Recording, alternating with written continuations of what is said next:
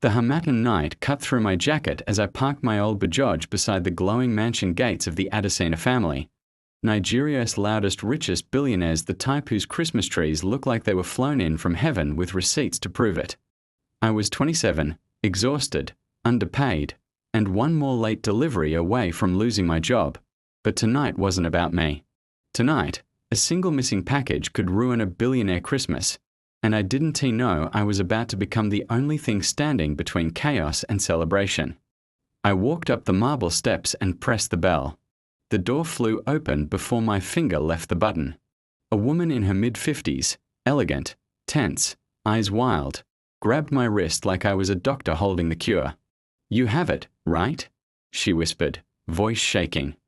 I opened my delivery bag and lifted the small silver-wrapped box. She gasped like air returned to the house. "Thank God. That's the only gift that matters tonight." Before I could breathe, the mansion erupted in panic. Staff running, lights flickering, a girl, maybe 22, crying at the bottom of the stairs, a man in a tailored kaftan shouting into his phone. Something was wrong. And suddenly, the woman dragged me inside. "Follow me, and don't drop that box, no matter what happens." I didn't argue. Money makes people dramatic, and rich people drama isn't my business. Except tonight, it became mine whether I liked it or not. She rushed me through corridors wider than my entire apartment. Every corner smelled of pine and imported cinnamon. "My granddaughter is turning 5 tonight," she said. "She's been sick all year. This is her first Christmas where she can walk again." Her voice cracked. "That box, it's her miracle." We entered a room pulsing with soft jazz and dim lights.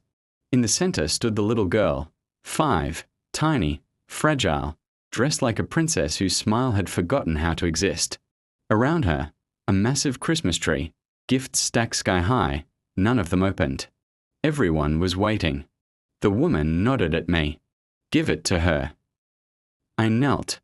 My hands were shaking, not from cold anymore. The girl looked at me with huge brown eyes, unsure, like she wasn't allowed to hope. I handed her the box. And then, darkness. The entire mansion went black. Screams. Footsteps. A crash somewhere upstairs. The girl clutched the gift. The grandmother grabbed my arm again in the dark. I didn't know who they were, but every instinct told me this wasn't a power outage. This was something planned.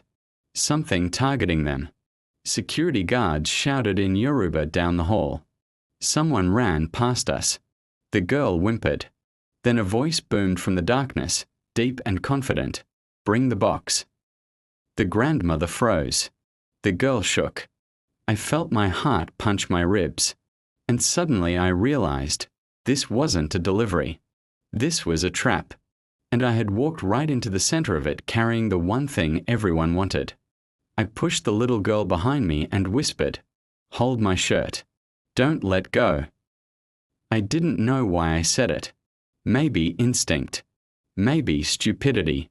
Maybe because Christmas, real Christmas, was about protecting something fragile when the world wants to break it. I heard footsteps approaching. Slow. Heavy. Confident. Getting closer.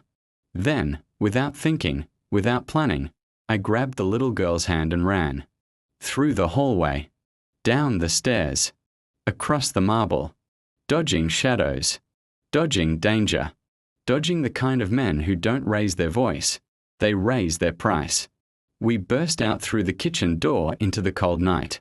I lifted the girl onto my bike, kicked the ignition, and prayed to every tradition my mother taught me. Engines don't usually listen to prayers, but tonight, mine did. We sped out of the mansion as the men rushed out behind us. Bullets. Maybe. Shouts. Definitely. Fear. Everywhere.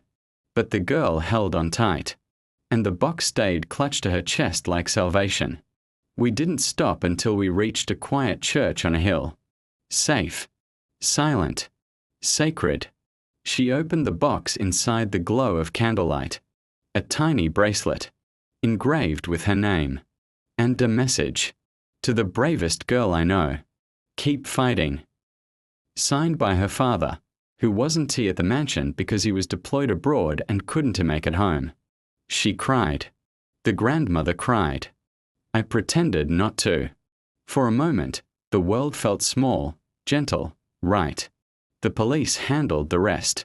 Some inheritance dispute gone violent. Rich people problems. But the only thing that mattered was the girl smiling again.